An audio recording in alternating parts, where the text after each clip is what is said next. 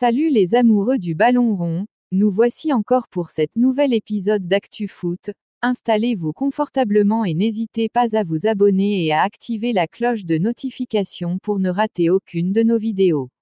On commence. En ouverture de la première journée de la Ligue 1, Nantes s'est opposé à Lille, un match dans lequel le portier nantais Alban Lafont s'est illustré par des arrêts stratosphériques, ce qui sauve les Nantais d'une défaite. On note au passage que le match s'est soldé par un score de 1 but partout.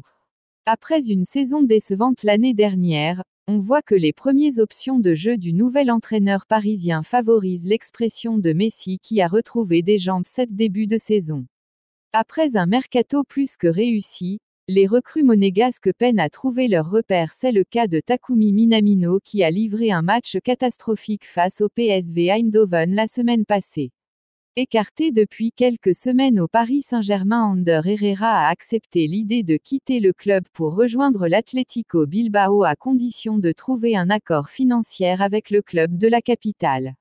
À présent, on pose nos valises du côté du pays de Sa Majesté pour parler de Tottenham qui annonce que le défenseur central français, Clément Lenglet, souffre d'une fatigue musculaire au niveau de l'adducteur.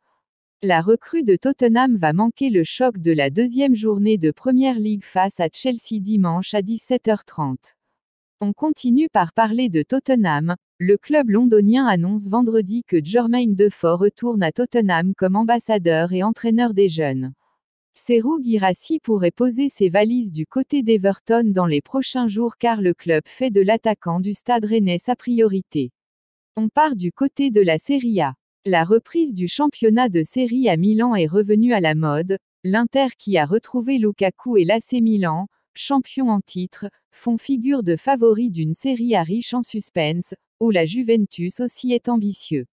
Après le mercato XXL de l'AS Roma, le club italien fixe ses ambitions. En Allemagne, on note la victoire du Borussia Dortmund 3-1 face à Fribourg au terme d'un match spectaculaire qui a vu le Borussia Dortmund s'imposer finalement.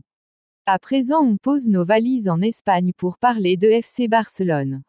Selon la presse espagnole, le Barça est parvenu à inscrire ses recrues en Liga à l'exception de Jules Koundé en vendant des parts de studios audiovisuels.